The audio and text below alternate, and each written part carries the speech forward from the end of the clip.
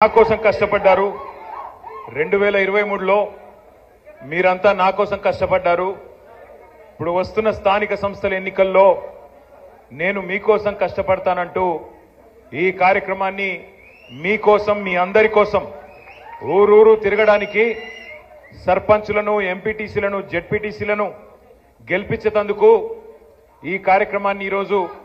మన ముఖ్య కార్యకర్తల సన్నాహక సమావేశాన్ని స్థానిక సంస్థల కోసం ఏర్పాటు చేసిన జిల్లా పార్టీ అధ్యక్షురాలు సోదరి శ్రీమతి గండ్రా జ్యోతి గారికి మీ అందరి అభిమాన నాయకుడు భూపాలపల్లి నియోజకవర్గంలో శాసనసభ ఎన్నికల్లో మరి ఎదురు దెబ్బ తగిలినా ఇక్కడనే ఉంటూ మీ అందరికీ అందుబాటులో ఉంటూ మరే వ్యాపకం పెట్టుకోకుండా ఏ వ్యాపారము చేయకుండా కేవలం మీ అందరికీ ఎప్పటికప్పుడు ప్రజాసేవలో నిమగ్నమై పనిచేస్తున్న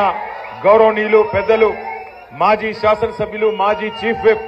పెద్దలు శ్రీ గండ్రా వెంకటరమణారెడ్డి గారు గౌరవ శాసన మండలి ఉపసభాపతి మీకందరికీ కూడా సుపరిచితులు మరి గతంలో ఎన్నికల్లో మెంబర్షిప్ లో ఈ నియోజకవర్గానికి ఈ జిల్లాకి ఇన్ఛార్జ్ గా వ్యవహరించిన పెద్దలు శ్రీ బండా ప్రకాశన్న గారు గౌరవనీయులు మాజీ మంత్రివర్యులు శ్రీమతి సత్యవతి రాథోడ్ గారు గౌరవ మాజీ ఉప ముఖ్యమంత్రి స్టేషన్ గన్పూర్ మాజీ శాసనసభ్యులు అన్న డాక్టర్ తాటికొండ రాజయ్య గారు గౌరవనీయులైన ఎమ్మెల్సీ తమ్ముడు పోచంపల్లి శ్రీనివాసరెడ్డి గారు తెలంగాణ ఉద్యమ కాలం నుండి ఉమ్మడి వరంగల్ జిల్లాలో ఒక పెద్దన్న పాత్ర తీసుకొని మరి మనందరినీ కూడా ముందుకు నడిపిన నర్సంపేట మాజీ శాసనసభ్యులు శ్రీ పెద్ది సుదర్శన్ రెడ్డి గారు వరంగల్ ఉమ్మడి జిల్లా మాజీ చైర్మన్ గారు జిల్లా పరిషత్ శ్రీ సాంబారి సమ్మారావు గారు గౌరవనీయులు తమ్ముడు ఆనాడు కేయూలో మీ భూపాలపల్లి బిడ్డ కేయూలో విద్యార్థి ఉద్యమ నాయకుడిగా పనిచేసి కేసీఆర్ గారి నాయకత్వంలో దివ్యాంగుల కార్పొరేషన్ చైర్మన్ గా పనిచేసిన తమ్ముడు వాసుదేవ్ రెడ్డి గారు మొన్ననే జరిగిన గ్రాడ్యుయేట్ ఎమ్మెల్సీ ఎన్నికల్లో పోటీ చేసిన మరొక తమ్ముడు యువ నాయకుడు ఉత్సాహవంతుడు ఏనుగు రాకేష్ రెడ్డి గారు వేదిక పైన ఉన్న భూపాలపల్లి వివిధ మండలాల పార్టీ అధ్యక్షులు మాజీ మున్సిపల్ చైర్మన్ గారు మన్నించాలి వరంగల్ ఈస్ట్ మాజీ శాసనసభ్యులు సోదరులు నన్నపనేని నరేందర్ గారు అదేవిధంగా వేదిక పైన ఉన్న టీబీజీకేఎస్ ప్రధాన కార్యదర్శి కొద్దిగా వెనుక కూర్చున్నావు రాజన్న కనవడలే ఏమనుకోకు పెద్దలు శ్రీ రాజిరెడ్డి గారు అదేవిధంగా వేదిక పైన ఉన్న భూపాలపల్లిలోని వివిధ మండలాల పార్టీ అధ్యక్షులు మాజీ సర్పంచులు మాజీ ఎంపీటీసీలు మాజీ జెడ్పీటీసీలు మాజీ మండల ప్రజా పరిషత్ అధ్యక్షులు సింగిల్ విండోల అధ్యక్షులు మాజీ మున్సిపల్ కౌన్సిలర్లు చైర్మన్ గారు అదే మాదిరిగా మీడియా మిత్రులు అందరికంటే ముఖ్యంగా మధ్యాహ్నం 2 గంటల మీటింగ్ అనుకొని వచ్చి ఇప్పుడు దగ్గర ఏడైతున్నట్టుంది 6:30 అవుతుంది 2 గంటల మీటింగ్ అనుకొని వచ్చి 4:30 గంటలు ఆలస్యమైన ఓపికగా ఉన్న మా తమ్ముళ్లకు మా చెల్లెళ్లకు పేరున శిరస్సు వంచి హృదయపూర్వకంగా నమస్కారం చేస్తా ఉన్నా టీబీజీకేఎస్ తెలంగాణ బొగ్గుగని కార్మిక సంఘం ఈరోజు పెద్దలు రాజిరెడ్డి గారు ఒక మాట అన్నారు మరి భవిష్యత్తులో మాతృ సంస్థ అయిన బీఆర్ఎస్ గెలవాలే అట్లాగే బొగ్గుగని కార్మిక సంఘం కూడా గెలవాలే వచ్చే సంవత్సరం అనే మాట వారు చెప్పినారు నేను రమణారెడ్డి గారిని కోరుతా ఉన్నా అదేవిధంగా సోదరులు రాజిరెడ్డి గారిని కూడా కోరుతా ఉన్నా ఏమైనా చిన్న గ్యాప్ ఉంటే చిన్న ఇబ్బందులు ఏమన్నా ఉంటే ఇప్పటి నుంచే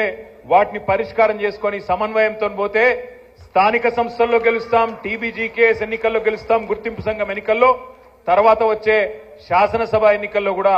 డంకా బజాయించి గెలిచే అవకాశం ఉంటుంది ఎందుకంటే కమిట్మెంట్ ఉన్న నాయకులు కమిట్మెంట్ ఉన్న కార్యకర్తలు ఇటు పార్టీలో ఉన్నారు అటు టీబీజీకేఎస్ లో కూడా ఉన్నారు ఇప్పుడే ఒక తమ్ముడు ఆ తమ్ముడు పేరు తమ్మ శ్రీకాంత్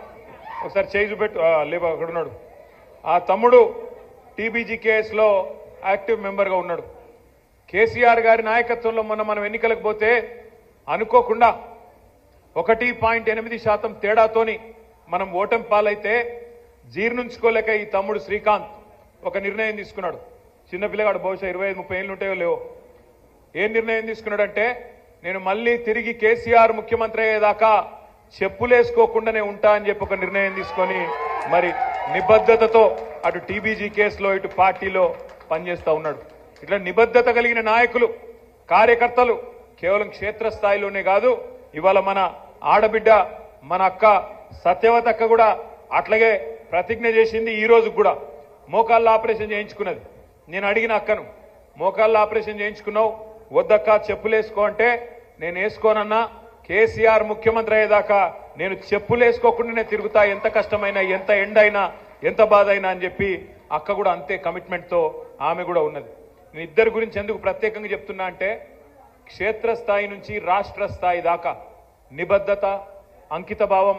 నాయకుడి పట్ల ఆరాధనా భావం, తిరిగి పార్టీని ఖచ్చితంగా అధికారంలోకి తీసుకురావాలి, కేసీఆర్ గారిని ముఖ్యమంత్రి చేయాలనే కమిట్మెంట్తోనున్న యంత్రాంగం కింది నుంచి మీ దాకా ఉండడం మనం చేసుకున్న అదృష్టం.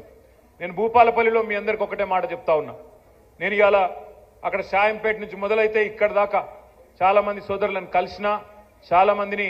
మాట్లాడించినా, చాలా మందితోని ఫోటోలు కూడా దిగినా, కొంతమందితోని కొద్దిసేపు ముచ్చట కూడా పెట్టినా. మాట్లాడుతున్నప్పుడు ఇంతకుముందు సమ్మారావు గారు చెప్పినట్టు నాకు నిజంగా కూడా ఒకటి అనిపించింది. నేను మంత్రిగా ఉన్నప్పుడు వచ్చిన దానికంటే ఇప్పుడే ఎక్కువ జోష్ ఉన్నది, ఎక్కువ ఉత్సాహం ఉన్నది, ఎక్కువ ఆదరణ కూడా కనబడ్డది. అప్పుడు కొద్దిగా చల్లబడ్డట్టున్నారు అధికారం ఉన్నప్పుడు, కానీ ఇప్పుడు బాగా కసి మీద ఉన్నారు. చాలా సంతోషం. అయితే ఒక తమ్ముడు అడిగిండి నన్ను, అన్నా ఇక్కడ నాయకత్వం విషయంలో మీరు స్పష్టత ఇవ్వాలి అని చెప్పిండు. స్పష్టత విషయంలో నేను మీకు చాలా స్పష్టంగా, మీకు ఏమాత్రం అనుమానం లేకుండా చెప్తా ఉన్నా. పెద్దలు రమణారెడ్డి గారు నిజానికి చాలా సీనియర్ నాయకుడు కాంగ్రెస్ పార్టీలో. ఒకనాడు జిల్లా పార్టీ అధ్యక్షుడిగా, ఉమ్మడి ఆంధ్రప్రదేశ్లో శాసనసభలో ప్రభుత్వ చీఫ్ విప్గా నేను మొట్టమొదటిసారి ఎమ్మెల్యేగా ఎన్నికైనప్పుడు 2009లో వారితో పాటు నేను కలిసి పనిచేసిన. మీ అందరికీ నేను చెప్పే మాట ఒకటే, పెద్దలు మన తెలంగాణ శాసనసభకు మొట్టమొదటి స్పీకర్ గారు మధుసూనాచారి గారిది కూడా ఈ ప్రాంతమైన విషయం మీకు తెలుసు. మధుసూనాచారి గారి విషయంలో 2001 నుంచి కేసీఆర్ గారితో ఆయన ఉన్నారు కాబట్టి, ఒక సోదరుడుగా ఉన్నాడు కాబట్టే కేసీఆర్ గారు వారికి మొట్టమొదటిసారి తెలంగాణ శాసనసభ ఏర్పడంగానే ఇటు శాసనసభకు స్పీకర్గా అవకాశం ఇచ్చినారు, అటు చైర్మన్గా మండలిలో కూడా స్వామి గౌడ్ గారికి అవకాశం ఇచ్చి, ఇద్దరు బీసీ బిడ్డలకి పెద్దపీట వేసి ఇటు శాసనసభలో అటు మండలిలో ఇద్దరు పెద్ద మనుషులకు అవకాశం ఇచ్చి వారికి అద్భుతంగా అభివృద్ధి కానీ మిగతా విషయాల్లో కానీ అన్ని రకాలుగా అండగా నిలబడ్డారు. ఆ తర్వాత అనుకోకుండా 2018లో ఆనాడు జరిగిన ఎన్నికల్లో రాష్ట్రంలో మనం అధికారంలోకి వచ్చినా భూపాలపల్లిలో మనం ఓటమి పాలు కావడం జరిగింది. రమణారెడ్డి గారు ఆనాడు కాంగ్రెస్ పార్టీ శాసనసభ్యుడిగా గెలుపొందడం జరిగింది. గెలిచిన తర్వాత ఆనాడున్న పరిస్థితుల్లో రమణారెడ్డి గారిని నేనే ఆహ్వానించిన, వారితో పాటు కొంతమంది మిత్రులను కూడా నేనే ఆహ్వానించిన. ఎందుకంటే ఆనాడున్న పరిస్థితుల్లో మీరు రండి కలిసి పనిచేద్దామని ఆహ్వానిస్తే ఒక్క కండిషన్ కూడా పెట్టలే, నాకు ఫలానాది కావాలని అడగలే. అన్నా నాకు కేసీఆర్ చేసిన కాళేశ్వరం నచ్చింది, కేసీఆర్కు రైతుల పట్ల ఉన్న ప్రేమ నచ్చింది, నాకంటూ నేనేం అడగను, నా నియోజకవర్గ అభివృద్ధికి మాత్రం సహకరించండి అని చెప్పి రమణారెడ్డి గారు వచ్చి మనతో చేరినారు. చేరిన తర్వాత కూడా మధుసూనాచారి గారికి కేసీఆర్ గారికి ఉన్న అనుబంధం వల్ల మధుసూనాచారి గారిని కూడా కేసీఆర్ గారు ప్రత్యేకంగా పిలిచి వారికి శాసనసభ ఎన్నికల్లో ఓటమి పాలైనా మరొక అవకాశం కూడా ఇచ్చి శాసన మండలికి పంపిన విషయం కూడా మీ అందరికీ తెలుసు.